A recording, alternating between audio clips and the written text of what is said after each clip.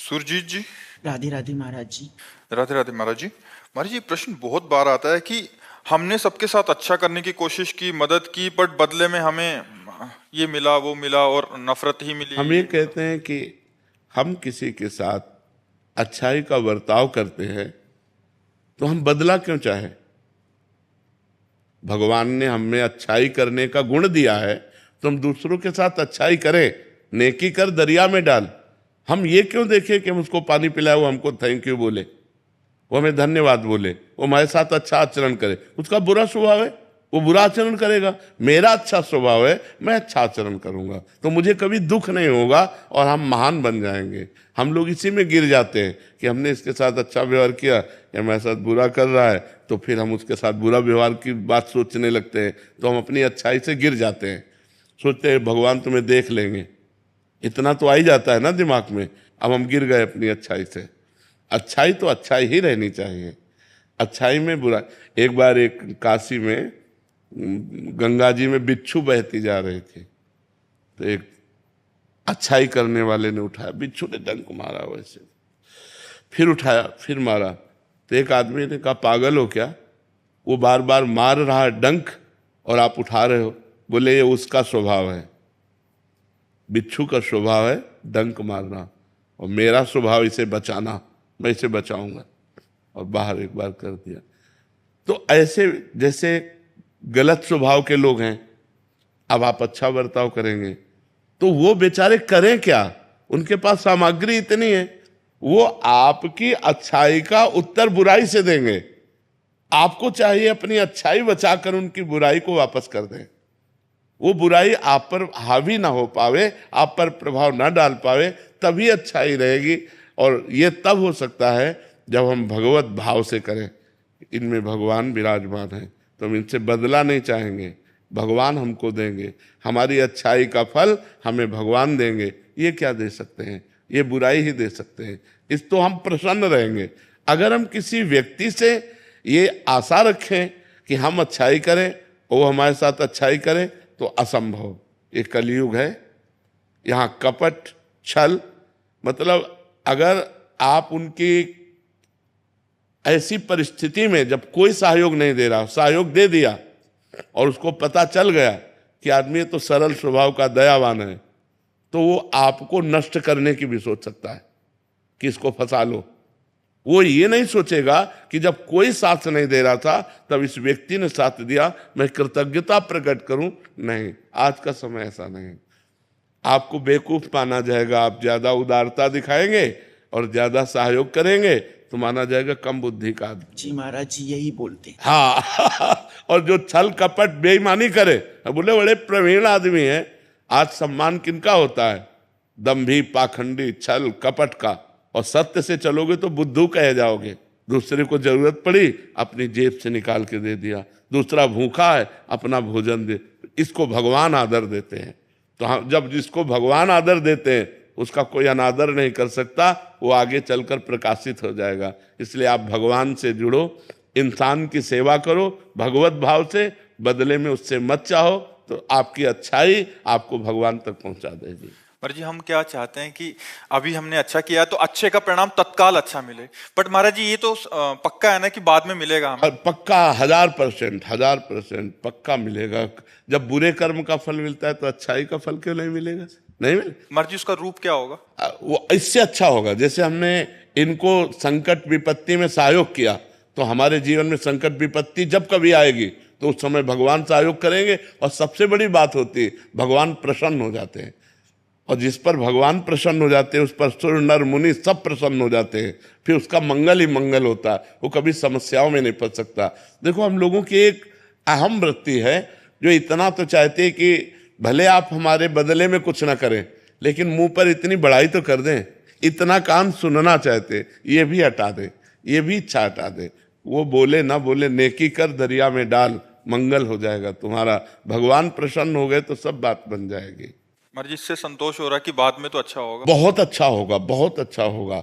ये जो आप कर रहे हो सरकारी बैंक में जमा हो रहा है। जैसे आप किसी को दवा दिला देते हैं, किसी की विपत्ति में सहयोग कर देते हैं, किसी को भूख मिटा देते हैं, किसी को, वो बोले ना बोले लेकिन मालिक देख रहा है ना, वो हिसाब आपका करेगा, वो हिसाब करेगा तो बहुत अच्छा करेगा। इसलिए हमें संसार से नहीं, संसार के मालिक से जुड़े रहना चाहिए और ये सब कार्य संसार के मालिक को समर्पित करना चाहिए कि आपकी प्रसन्नता के लिए मैं कर रहा हूं, बढ़िया बात बन जाएगी। वही कार्य कर्म बन गया और वही कार्य कर्म योग हो गया। जो भगवान को समर्पित कर दिया गया वो कर्म योग हो, कर्म योग भगवान की प्राप्ति कराता है। और जिसको भगवान मिल गए तो फिर क्या दुर्लभ रह गया, सब आनंद मिल जाते हैं। कवित्री डॉक्टर शुभम त्यागी जी। राधे राधे महाराज जी। राधे राधे महाराज जी। महाराज जी इसी को हम दूसरे ढंग से, महाराज जी ये तो हो गया अच्छाई करने वाला, इनका प्रश्न है अभी दूसरे ढंग से महाराज जी इसको। महाराज जी सरल जो आपने अभी बताया महाराज जी, सरल सीधे व्यक्ति को संसार में कष्ट सहने पड़ते हैं पर चालाक व्यक्ति संसार में सुख पाता है, सफल हो जाता है। नहीं, महाराज जी सफल नहीं होता, ये गलत शब्द है। सफल नहीं होगा कभी। कोई चालाकी से सफल हो सकता है। रावण जैसा कोई चालाक पुरुष था, सब विद्याओं का ज्ञाता, परम चालाक था। कालनेमित से बढ़कर कोई चालाक था? पूरी संजीवनी बूटी जैसी ही द्रोणागिरी में हर औषधि को कर दिया और साधु बनकर बैठ गया। हनुमान जी ने मार डाला, राम जी ने रावण को मार डाला, रहा न को कुल रोवन यारा। चालाक पुरुष सफल कैसे हो सकता है? नहीं, सीधा सरल पुरुष कष्ट पा सकता है पर सफल सीधा और सरल सच्चाई पर चलने वाला हो। जैसे धर्मराज युधिष्ठिर बिल्कुल सीधे थे, यहां तक इतने सीधे थे कि युद्ध क्षेत्र में कल कौन सी रणनीति है वो जाके दुर्योधन सीधे पूछ लेता था। भ्राताश्री कल कौन सा चक्रव्यूह रचना है, तो वो बता देते थे। इसीलिए भगवान दो बैठक करते थे, एक युधिष्ठिर के साथ और एक युधिष्ठिर से अलग। युधिष्ठिर के साथ जो बैठक की वो चक्रव्यूह रचना ही नहीं होगी, क्योंकि वो दुर्योधन को पता हो। इतने सरल थे कि वो आके पूछ लेते, वो पूरी बात बता देते थे। तो आप देखो विनाश किसका हुआ? चतुर चालाक, जिसके साथ शकुनी, दुशासन, कर्ण, दुर्योधन के साथ इतने चालाक, चालाकी की हद थे ये लोग। तो क्या ये लोग सफल हुए? नहीं, सफल हुए सीधे साधे युधिष्ठिर जी महाराज, और नाश हुआ उन चालाक पुरुषों का। तो चालाक पुरुष तुम्हें सफल होते नजर आएगा लेकिन सफल नहीं हो सकता। सीधा साधा पुरुष तुम्हें दुख भोगते नजर आएगा लेकिन वो दुख भोगेगा नहीं, आगे चलकर वही विजय को प्राप्त होगा। थोड़ी यात्रा ऐसी है जिसमें संशय हो सकता है देखकर कि बेईमान, दुष्ट, चालाक, कपटी पुरुष उन्नति को प्राप्त हो रहा है और धर्मात्मा, ईमानदार दुख को प्राप्त हो रहा है। थोड़ी देर की यात्रा है लेकिन परिणाम में जो सही चल रहा है उसका सही परिणाम होगा और जो गलत चल रहा है उसका गलत परिणाम होगा पक्का। आज तक की पूरा सृष्टि का विधान ऐसा है। जी जी महाराज जी। लेकिन ट्रांसफर पोस्टिंग में कई बार चालाक लोग अच्छी जगह ले जाते हैं और सीधे सरल लोगों के ट्रांसफर कहीं भी नहीं ऐसा।